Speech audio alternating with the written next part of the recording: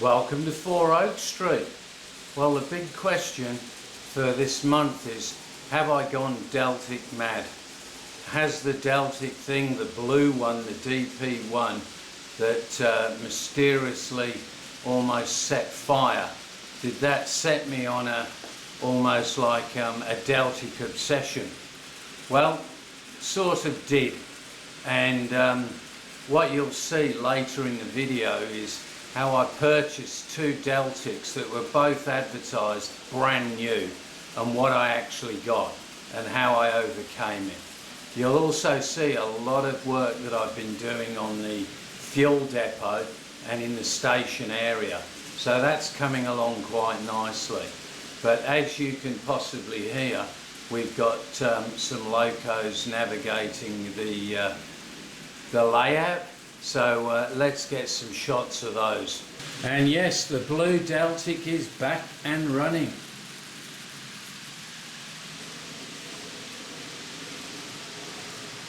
And here we have one of the new Deltics.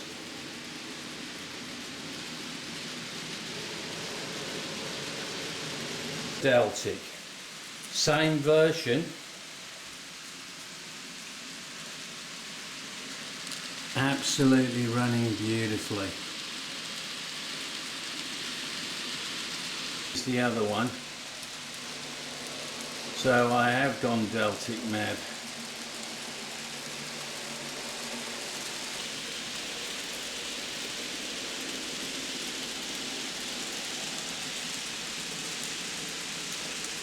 So you can probably see that the wall by the station there has been completed, which was one of my more complex builds with the old cardboard and scalpel.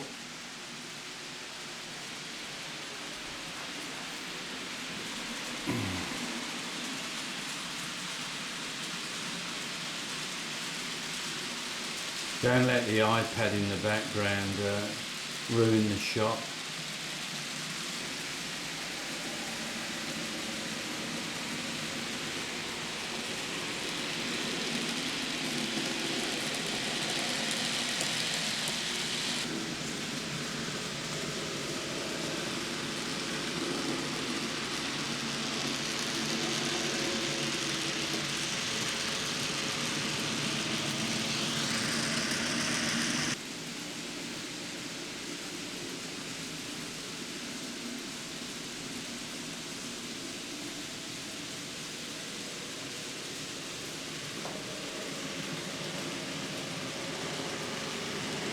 That's the only way I can tell those two apart, is by turning the lights on and off.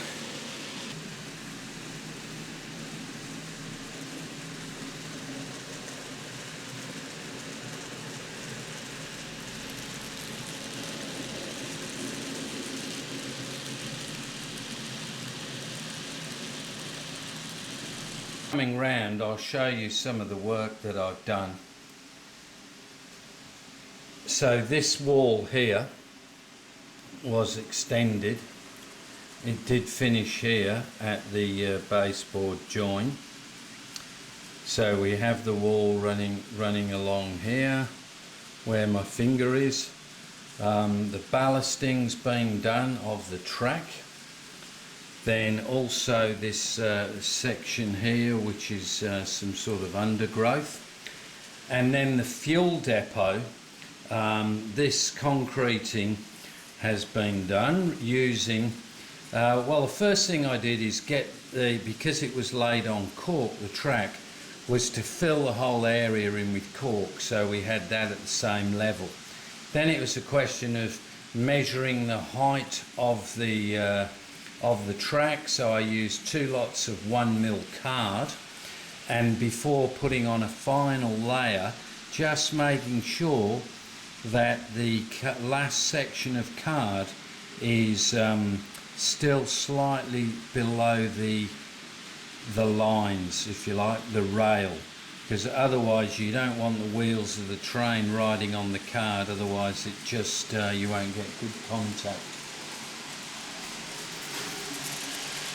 Here's my favourite blue Deltic. I'll tell you what I did to get that back on the road. And you can also see here the signal box, which is another purchased one. But quite like that. We'll go back and have a look at that. So that area is pretty complete. Then, as mentioned, the wall, which I got that far. I just didn't want a plain wall. And then of course I had to then take that wall up the slope. So back to the concrete. It really does help when you're putting these inserts in the middle here, if your track is perfectly parallel, because then you can cut one piece of card knowing that as long as you just cut it exactly the same, it's going to butt up right against the rail. So quite pleased with how that's come out. The buildings obviously have to be painted and worked out. There's also a wall to go in here and a brick wall that will go in here, which is where the fire station is. So there was also a bit of work to do here to get all this nice and level, with the idea that the tankers will come down here and possibly have to do a 3-point turn to get in. Not great, but we'll just have to go with that. So also the 3 boxes put in there for the junction boxes, and also the point motor. So looking from this end now, you can see it's starting to take shape. So you can see the big car park area for the station, and you can see that there's just a narrow strip there that goes down to the signal box, which will allow a car access, which could then park up by the signal box. So all this area is still to do, and the greenery. There has been some done just down here, but yeah, you can see there's also a bit of weathering still to do on the capping here, and then another wall to go in here where this garage is going to be with some old cars, some filling to do, lots more small walls to go in. And you can see the TMD is looking fairly full, locos everywhere. So this is one of the I think the questions when you build a layout is, where am I going to put all my locos? Because obviously if you've got enough room to put your coaches and a couple of long goods things, then if you've got a TMD you can sort of crowd all your locos in. So here's one of the Deltics coming now. So they've both been run in, and yeah, just giving the track a bit of a clean. So I never really actually wanted them until I sort of lost the blue one for a while, and then I just started to like them more and more. They just grew on me, to the fact now I may need some sort of therapy possibly. See if we can get that shot through the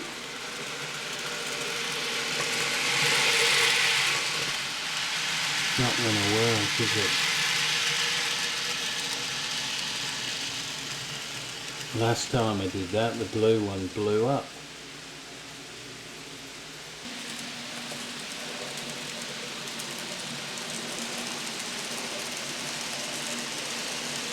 Two Deltics passing each other.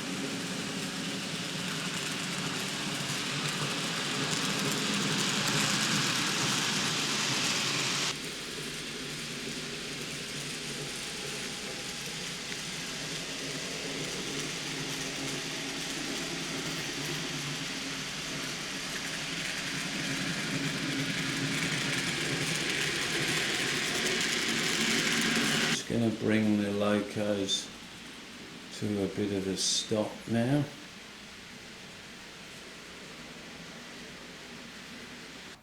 Right, okay.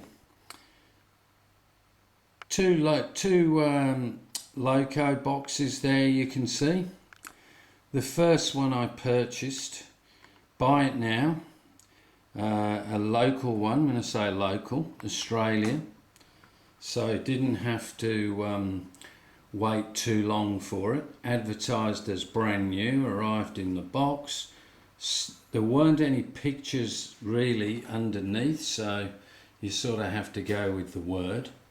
But when as soon as I got it, I opened it up,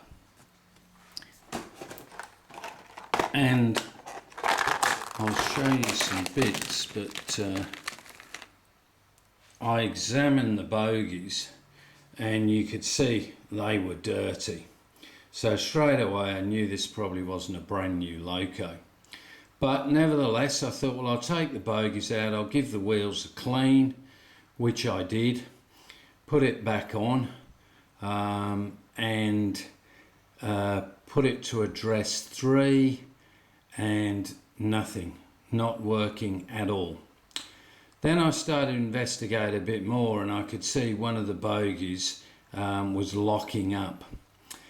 Then on investigating a bit further I could see that there was actually a few bits and pieces missing, so that some of the chassis clips were missing. So anyway, I'd sort of gone a bit far, but I thought it started to annoy me. This was by no means a brand new one.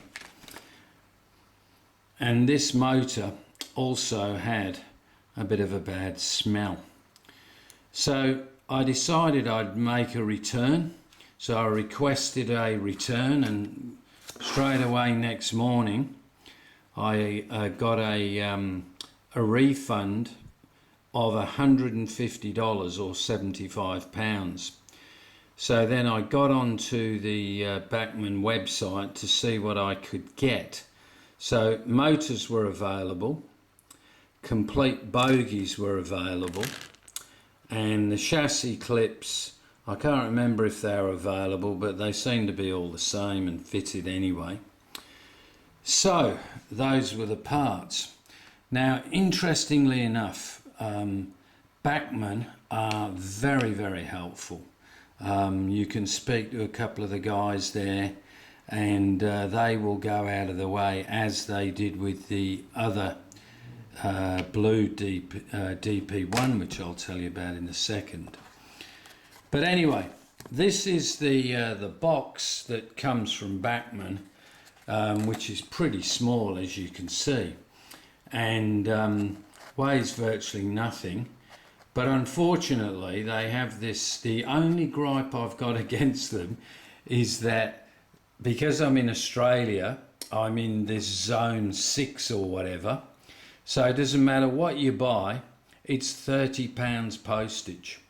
So you can see that was 75 quid there, and yeah, it's £30 for that box, which you know, if I could understand that if it was a 00 loco, you know, in a box many times heavier. But yeah, they are really helpful. I've sent them queries before.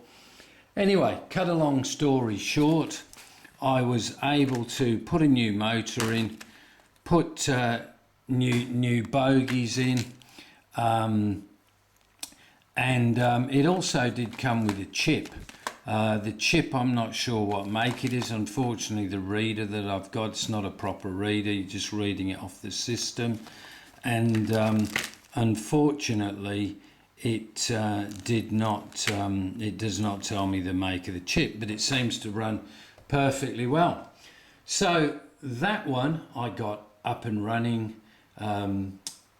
like a new loco. If you do basically the motor and the bogies, there's not much else other than the drive shafts. So now the story of the blue DP1. So these are the wheels that melted, Now these wheels have a plastic insert, so when I started pulling the bogies apart, the bogie frames were gone, but only two of the wheels were like that looked like they were twisted, but it was just the heat had obviously melted the plastic, and this is what we ended up with. So the only bit I haven't been able to fix is the little bit of heat damage here, but I can put up with that. I have all these bits in the box that you can see here in one of these food trays. Oh, this is something I invested in as well. This is light, so I'm not using this thing to try and get a proper look. So back to the DP1. The first thing when I got onto the site to see if it was repairable was bogie frames were repairable. Now, a while back I'd bought a complete bogie. So what I was actually able to do using the little wheel puller that I got via Transfabric, or I've probably pronounced it wrong, but I got a little puller from them and it's really good. So I was able to rebuild two bogies, put new bogie frames on, but then I needed a motor because this motor was pretty much shot. It does sort of run, but it'll stop and then it won't start again unless you give it a flick. Now, on the Farish website under DP1 there's no motors, but I started scrolling through and I saw that the Warship motor looked identical.